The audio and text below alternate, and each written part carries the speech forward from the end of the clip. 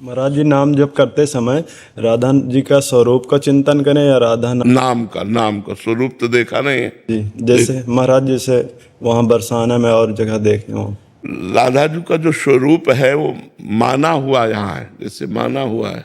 आप सामने देख रहे हैं, सामने छवि देख रहे हैं, ये माना हुआ है। लेकिन जो है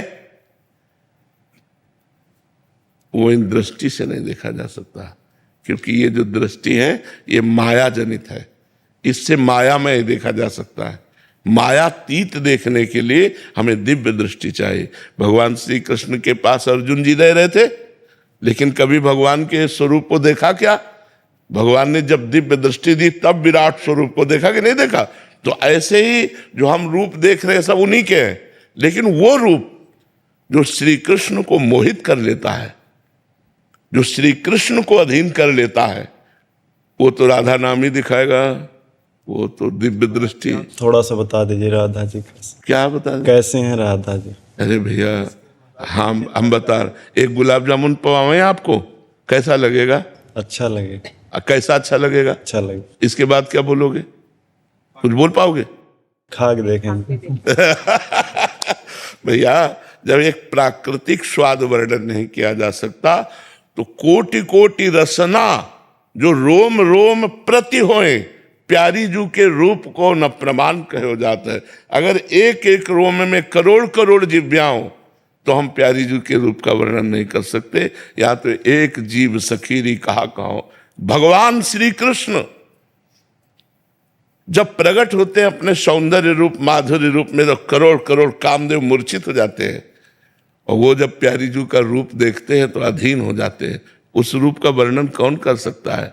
जब श्री कृष्ण के रूप की महिमा के लिए वेद नेति नेति कह रहे हैं, वेद जिनकी महिमा को नेति नेति कह रहे हैं, और वो श्री जी के चरणों में महावर लगाना चाहते हैं, वो श्री जी की वेणी गूंथना चाहते हैं, वो श्री जी के नेत्रों में नेत्र मिलाए रूप रस का पान कर रहे हैं। जाके अधीन सदा इस सांवरो या ब्रज को सिरताज, हमारे माई श्यामाजू को राज। तो कैसे हम श्यामाजू के रूप का वर्णन कर सकते हैं? वो तो केवल स्वाद लेने का, गटकते रहो। तभी तो रसिक जन अलग होते हैं, सबसे अलग होते हैं। वो केवल सुने न काहू की कही, कहे न अपनी बात, नारायण व रूप में मगन रहे दिन रात। ना काहू सो बोलिवो, ना कोई व्यवहार, अपनी कुंवर किशोरी को जियत निहार निहार। थोड़ा वृंदावन की रज लगाओ, वृंदावन के रसिकों का सेवन करो और खूब नाम जप करो, तब श्री जी कृपा करें तो हमारी बुद्धि में वो आवे। नहीं, वर्णन करने में तो बड़े बड़े महापुरुष भी कांप गए। श्री जी के रूप का वर्णन है। तेरो रूप कहते नहीं आवे, जैसे हित हरिवंश कछुक जस गावे। श्री जी के रूप का वर्णन कहाँ महापुरुषों ने किया? पर वो देखो वर्णन कर रहे हैं। देखो माई सुंदरता की सीमा, ब्रज नव तरुणी कदम्ब नागरी, निरखी करत अधग्रीवा। देखो माई सुंदरता की सखी, माई माने तो सखी, सखी देखो हमारी स्वामिनी जो सुंदरता की सीमा है। कैसी सुंदरता की सीमा है? बोले जो ब्रजनव तरुणी है, गोपीजन, एक गोपी इतनी सुंदर है कि करोड़ करोड़ लक्ष्मी आश्चर्यचकित हो जाए, ऐसी ब्रज जुवती जन है। लक्ष्मी कोटि विलक्ष लक्षण लसल लीला किशोरी सतई, राधाध्यम ब्रजमंडलेति मधुरम राधाभिधानम परम। श्री स्वामिनी जी की सेवा में जो सखियां हैं वो ऐसी सुंदर है कि करोड़ करोड़ लक्ष्मी, लक्ष्मी से बढ़कर सुंदर त्रिभुवन में कोई नहीं, करोड़ करोड़ लक्ष्मी आश्चर्यचकित हो जाए, मूर्छित हो जाए, इतनी सुंदर सखियां हैं श्री जी की। और बोले वो सखियां, कदम माने होता समूह, उन सखियों का समूह, उन ब्रज युवतियों का समूह जब स्वामिनी जी को देखते तो ऐसे हो जाती अधग्रीवा, मतलब नमन हो जाता है। इतना सुंदर रूप श्री जी का है। अब लग रहा है कि रूप का वर्णन करेंगे, तो आप क्या वर्णन करते हैं? जो को कोटि कलप लगी जीवे, रसना कोटिक पावे, तऊ रुचिर बदनार बिंद की शोभा कहत न आवे। देखो माई सुंदरता की सी। बोले अगर कोई करोड़ कल्प तक जिए और करोड़ों जिभ्या पावे तो भी राधा किशोरी के रूप का वर्णन करने में नहीं आता।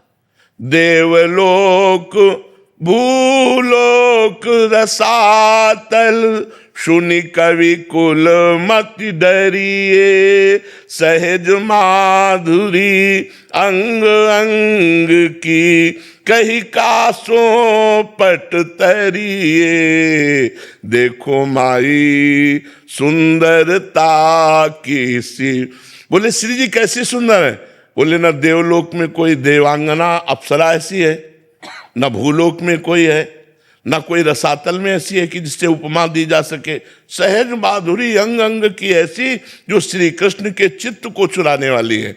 अब कह रहे हैं जय श्री हित हरिवंश प्रताप रूप गुण वय बल श्याम उजागर, जाकी भ्रू विलास बस पसूर्यु दिन विथकित रस सागर, देखो माई सुंदरता की सीमा।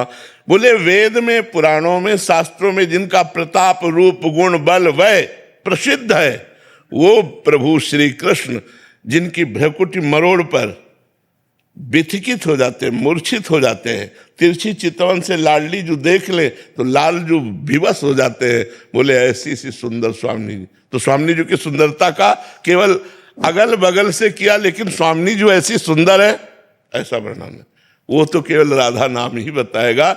जितना नाम जप करोगे उतने रूप प्रकाशित होता चला जाएगा। महाराज जी हम तो श्री जी को रोज देखते हैं, दिन रात देखते हैं, आप ही श्री जी हैं हमारे। वो जब गाती है गावत सुंदरी हरि सरस धमार, पुलकित खग मृग बहत नवारी, वायु बहना बंद हो जाती है।